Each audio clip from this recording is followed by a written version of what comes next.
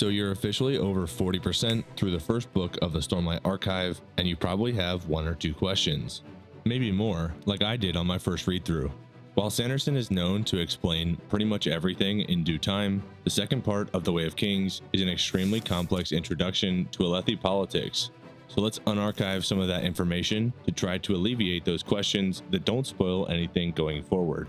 This video will only cover the Stormlight Archive through the end of the second part of The Way of Kings, the first book in the series.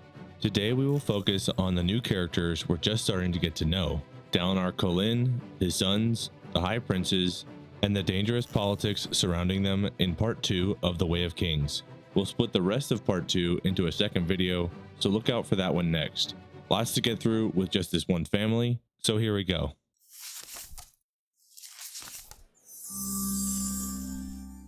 While Kaladin's story continues in part 2, we are introduced to a new pair of viewpoint characters on the Shattered Plains, Dalinar and Adolin Kholin. Dalinar is the brother of the late Alethi king Gavilar, and therefore the uncle of the current Alethi king Elhokar. Adolin is Dalinar's son, in line to inherit the Kholin princedom. King Elhokar, a young man in his late 20s, has organized a great shell hunt. Out here on the plains, chasm fiends lurk within the chasms, coming to the surface to pupate or feed, and the king wants to kill one for sport. Normally, when the chasm fiends pupate on a plateau, the Alethi race the Parshendi to the chrysalis in an attempt to steal the gem heart from within the rocky shell. This is the majority of the conflict with the Parshendi at this point, 6 years after they assassinated Gavilar. The Alethi remain on the Shattered Plains, fighting for the wealth provided by the gem hearts. Their stated purpose of fulfilling the Vengeance Pact remains the public justification for the war, though most High Princes no longer focus on this reason for being here, choosing instead to squabble over the riches provided by the enormous beasts. In this organized hunt, they have chosen the location to avoid conflict with the Parshendi by targeting a plateau much closer to their camps, and they intend to kill a chasm fiend that has not yet entered its cocoon. The party of Alethi nobility and soldiers slowly makes its way across the plains to a specific plateau, the site of the hunt. Elhokar becomes impatient and takes off on his horse, daring his uncle Dalinar to a race to the top of a rocky formation. Both men are riding while in shard plate, and once they reach the base of the rock formation, they climb using the enhanced speed and strength from their plate.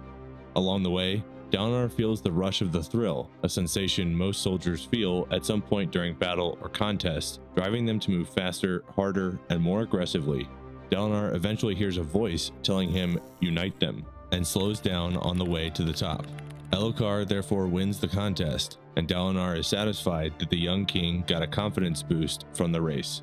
Down on the plateaus, the viewing plateau is set up with chairs and tents, where the Light Eyes snack and mingle. Adolin and Renarin, Adolin's younger brother, give a report to the king and their father about their troops setting up a protective perimeter. The Huntmaster briefs King Elhokar, High Prince Dalinar, Adolin, and another High Prince, Toril Sadius, on the plans for the hunt. They have set up a separate plateau to be the location where they goad a chasm fiend to emerge using a chull dangling bait off the edge of the plateau. Unfortunately, the bait on the end of the rope has been torn off already, and the chasm fiend climbs onto the viewing plateau instead of the hunting plateau. As the chasm fiend crawls onto the viewing plateau, Dalinar begins summoning his shard blade, named Oathbringer. The chasm fiend takes up much of the plateau and breaks the bridge where many attendants were standing or fleeing, plunging them to their deaths in the chasm between plateaus. Elhokar and Adolin join Dalinar with plate and blade of their own, and Sadius helps by using a shard bow, an extremely high tension and powerful bow that can essentially only be drawn by someone in shard plate to distract the beasts. This is the largest chasm fiend Dalinar has seen in the 6 years the Alethi have been at the Shattered Plains since his brother's assassination. They ride horses and hack at the monster's legs, spiritually severing them with their shard blades. This slowly makes the chasm fiend more unstable, but also more angry. Eventually, Elhokar is thrown from his saddle as it breaks under the weight of the shard bearer, and his shard blade is dismissed as he lets go of the weapon. Dalinar rushes over to save him from the chasm fiend, which is attempting to crush Elhokar with an enormous claw. Dalinar is tossed from his horse by the chasm fiend's tail, and Renarin attempts to join to help, but Dalinar orders him back to safety, citing lack of weapon and armor. Dalinar quickly recovers and races to reach Elhokar. Standing over his nephew the king, Dalinar catches the beast's claw, giving Adolin enough time to attack another leg and force the chasm fiend to fall to the plateau's surface. Elhokar then kills the beast with a shard blade thrust to the neck, and the creature's eyes burn out. With the chasm fiend dead, the king's shard blade is able to cut through the dead flesh with ease, and Elhokar removes an emerald the size of a human head from the beast's chest, a gem heart. Following the unexpectedly exciting hunt, Elhokar suggests his saddle strap was tampered with in an elaborate assassination attempt. He asks Dalinar to investigate this as his army was in charge of the expedition. While Adolin thinks the implication is ridiculous, Dalinar delegates the investigation to his eldest son, but Adolin still realizes the political importance of determining if the saddle strap was truly cut, as it may raise suspicion on his father and family. Dalinar and Adolin promise Elhokar they will investigate the strap with leather workers and the grooms who handled the horses for the hunt. Sadeas comes to discuss, but Adolin is uneasy around Sadeas, thinking the man shouldn't be trusted. Dalinar and Sadeas were once friends, but are no longer as cordial. Sadeas insults Renarin, angering Adolin, but Dalinar is able to reluctantly defuse the situation. Dalinar still respects Sadeas, and he explains to Adolin that Sadeas was the decoy the Alethi used in attempting to lure the assassin in white away from King Gavilar. Adolin, who is a few years younger than his cousin King Elhokar, begins to give Sadeas the benefit of the doubt, knowing he has the kingdom in mind at the heart of his actions, despite his general demeanor toward Dalinar and his sons. Throughout the initial Dalinar viewpoint chapters, Dalinar references the codes, which he now follows almost religiously. The codes are a set of rules that describe how men should behave during times of war, but these are ancient, forgotten rules that most Highprinces don't enforce on their armies or subjects.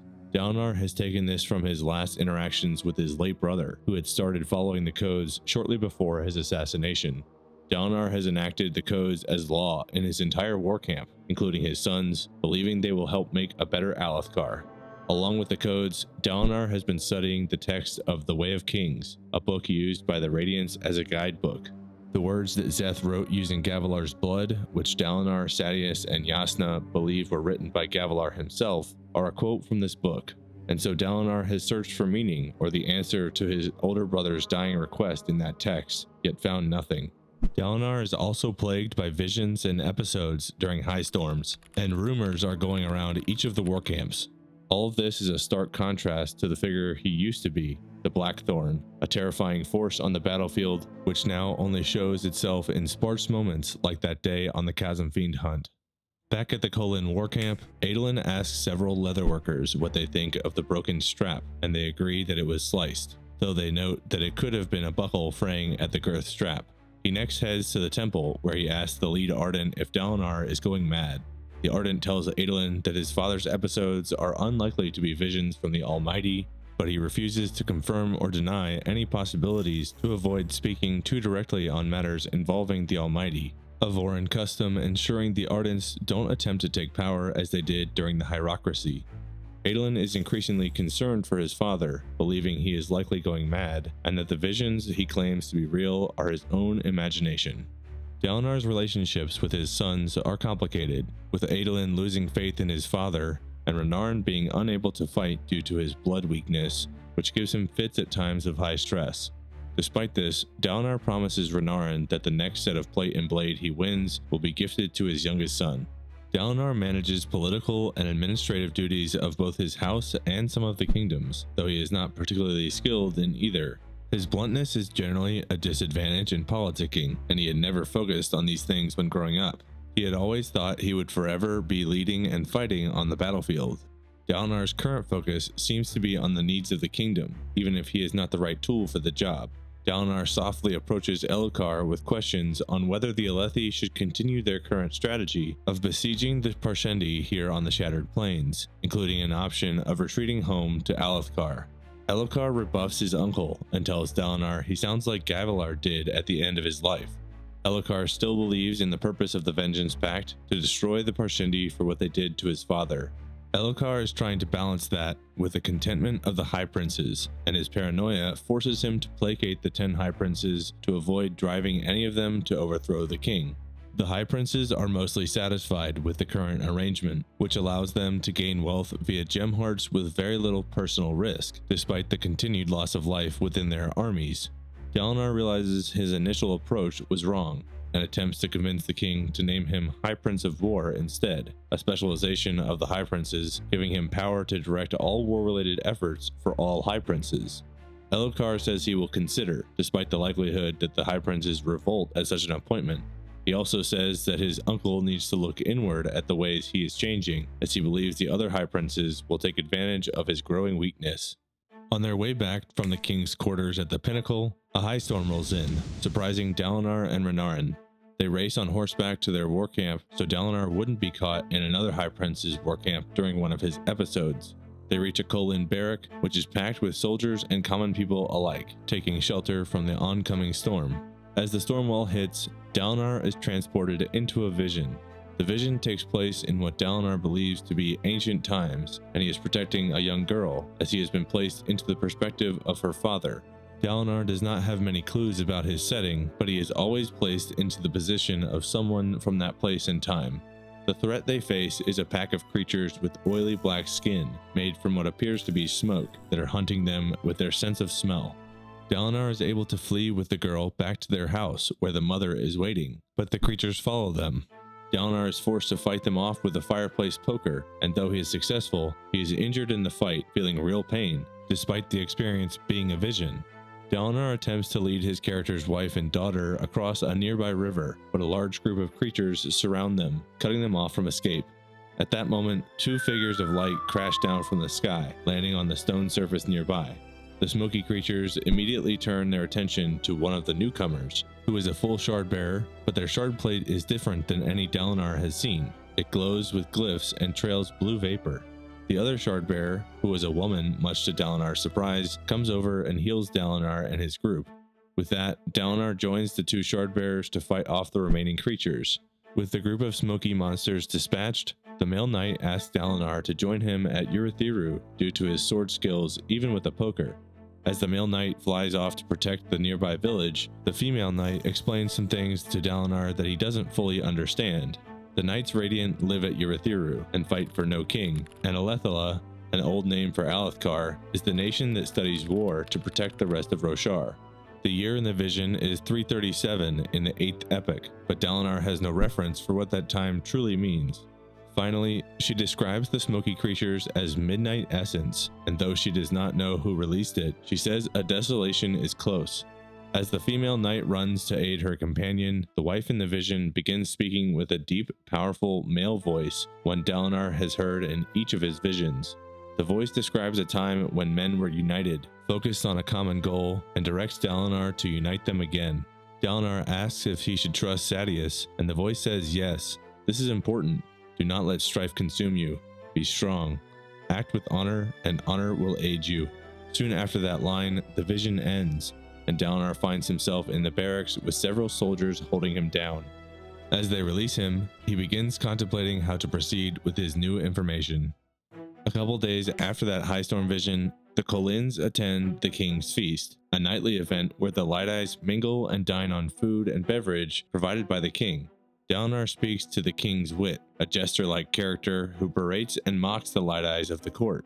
Wit warns Dalinar that there are rumors of him wanting to retreat from the Vengeance Pact. Dalinar thanks him for the warning and begins to walk off when he hears Wit mock Navani, the king's mother, who Dalinar expected to remain in Kholinar.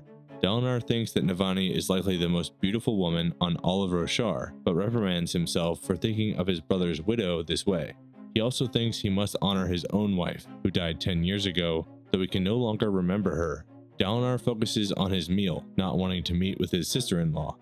Adolin approaches, saying he has fought multiple duels for the honor of their house, after younger Light Eyes were saying Dalinar wanted to abandon the Vengeance Pact.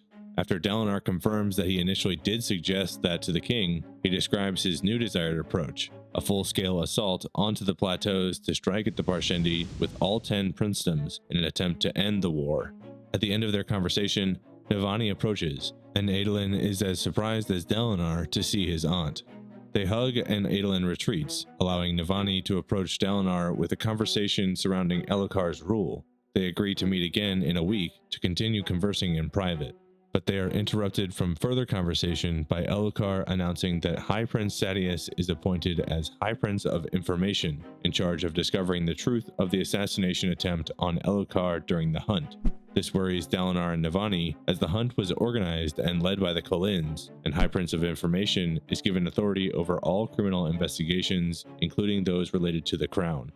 Dalinar later attempts to convince High Prince Royan that he should coordinate his attacks on the plateaus with the Kholins to improve tactics and success rate, but Royan is skeptical of the arrangement, thinking Dalinar will take any shards and gem hearts won for himself. Although Royan says he will consider, Dalinar predicts he will decline the offer, forcing him to move on to another High Prince. Adolin arrives and attempts to discuss the path forward with his father, but he loses his patience and yells at Dalinar over his insistence on following the codes, the book, and the visions as a way to lead their family, finally calling the visions hallucinations. This is the first time Adolin has ever been so brash in front of his father, but he feels the words needed to be said.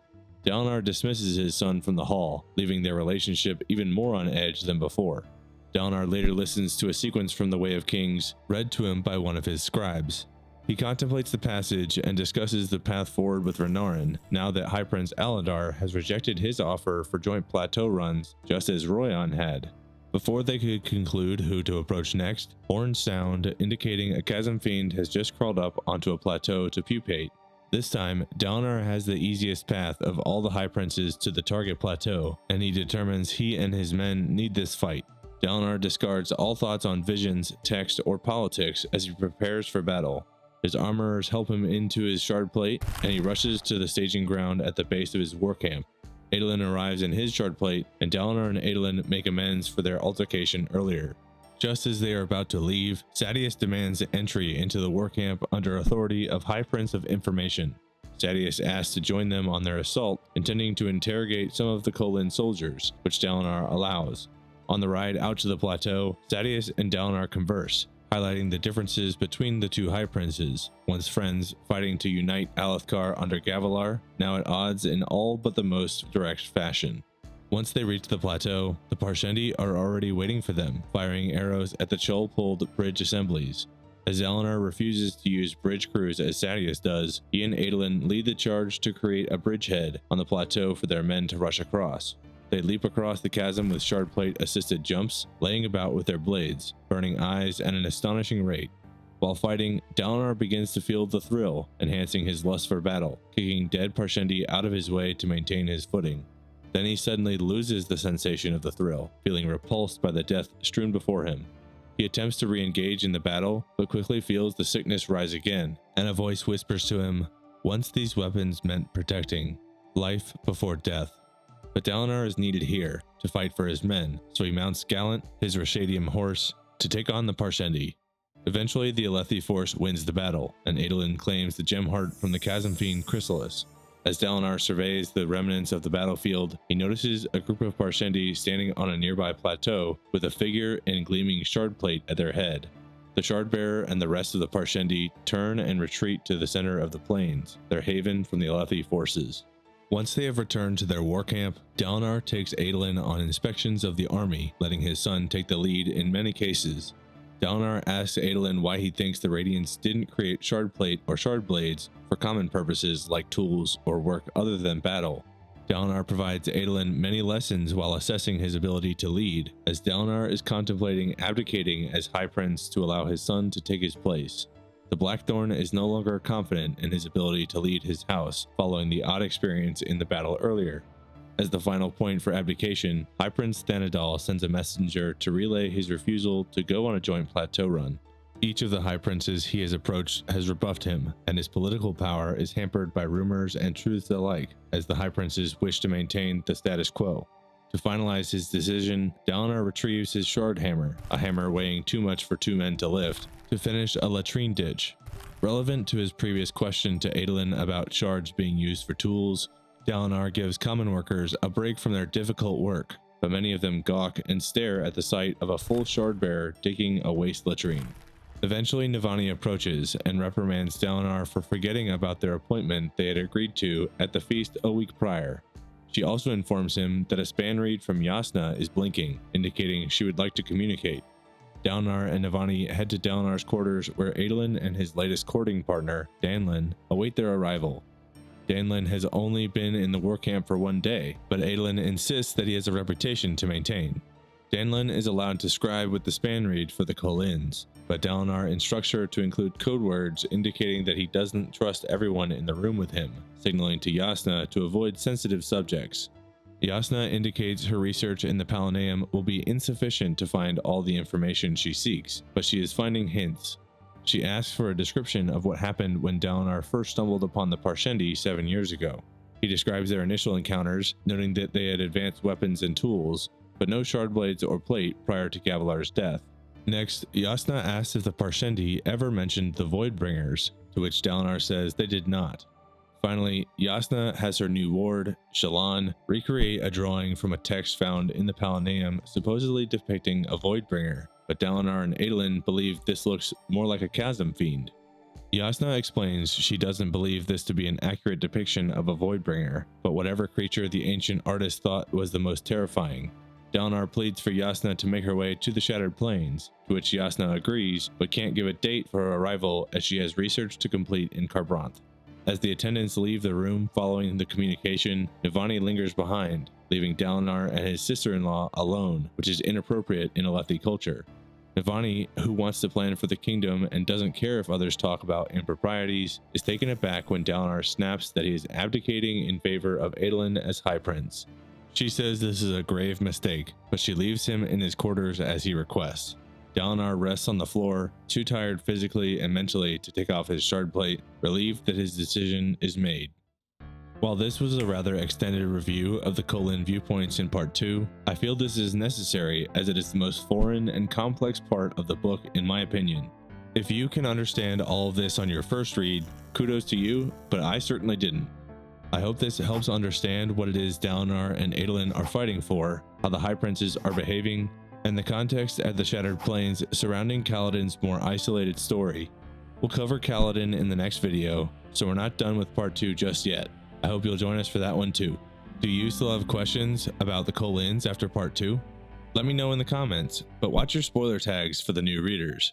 If you think I left something out, misrepresented anything, or you still have questions about this part of the book, post that in a comment as well.